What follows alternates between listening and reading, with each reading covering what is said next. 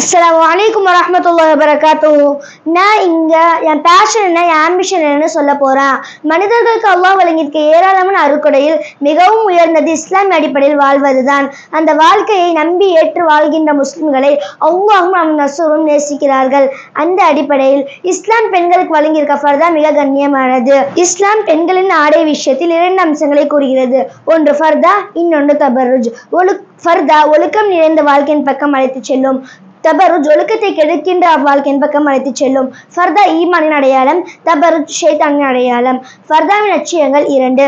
யுதுனீன அலைஹின்ன மின் ஜலாபிபிஹின்ன ذلك Adna an யுஅஃப்ன ஃபலா யுதீன். அல்லாஹ் தஆலா கூறுகிறான், அவர்கள் அறியப்படுவதற்கும் நோய்வினை செய்யப்படாமல் இருப்பதற்கும் ஃபர்தா மிக கண்ணியமானது. ஃபர்தாவை பற்றி பெருமானார் ஸல்லல்லாஹு அலைஹி வஸல்லம் அவர்கள் சொன்ன ஹதீஸை நாம் பார்ப்போம்.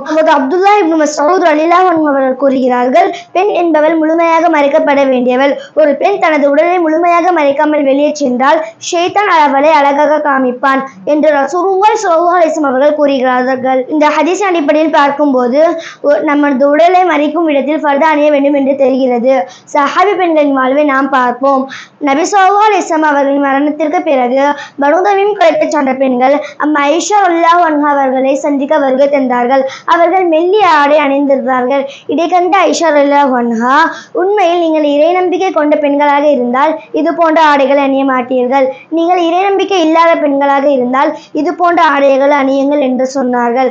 ஆயிஷா ரலியல்லாஹு அன்ஹா அவர்களின் கோபமான வார்த்தைக்கு பனூ தமீம் குலத்தைச் சார்ந்த பெண்கள் அணிந்திருந்த மெல்லிய ஆடைதான் காரணம் என்றால் இந்த காலத்து ஆடையை என்ன சொல்வது?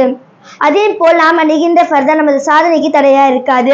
யமன் நாட்டை சார்ந்த தவக்குல் கார்மன் எனும் இஸ்லாமிய பெண்மணியின் பெயர் பிரபல தை மாத இதழ் 2011ஆம் ஆண்டிற்கான பர்சன் ஆஃப் த இயர் சிறந்த பெண்மணிக்கான விருதுக்கு பரிந்துரை செய்தது.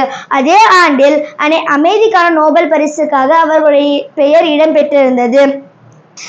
இஸ்லாமிய ஹிஜாப் முறையை பேணி உலக நாடுகளின் தலைவர்கள், தன்னை சின்ன விஞ்ஞானிகள், ஆய்வாளர்கள் ஆகியோர் அந்த பரிசை பெற்று மேடையில் இருந்து கீழே இறங்கின அப்பெண்ணை உலக மீடியா நிருபர்கள் சூழ்ந்து கொண்டார்கள்.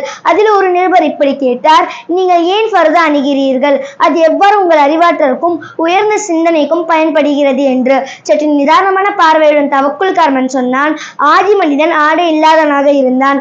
அவன் அறிவு பெருக ஆடை அணிய ஆரம்பித்தான். நான் இன்றைக்கு யார், என்ன உடுத்திருக்கிறேன் என்பதை எவ்வளவு தூரம் என் சமூகம் அறிவிலும் நாகரீகத்திலும் உயர்ந்திருக்கிறது என்பதற்கான அடையாளம்தான். ஆடை குறைவு மனிதனை மீண்டும் ஆதி காலத்துக்கு அழைத்து செல்லும் பின்னடைவு ஆகும். ஆகவே ஃபர்தா ஒழுக்க வாழ்வின் அடையாளம் என்று உறக்கச் செல்வோம். இதுதான் என் பேஷனும் ஆம்பிஷனும். இன்ஷா அல்லாஹ் நம்ம எல்லாரும் அல்லாஹ்வுடைய ரசூலுடைய கட்டளையை நம்மளோட பேஷனாகவும் ஆம்பிஷனாகவும் வச்சுக்கலாமா? அஸ்ஸலாமு அலைக்கும் வரஹ்மத்துல்லாஹி வபரகாத்துஹு.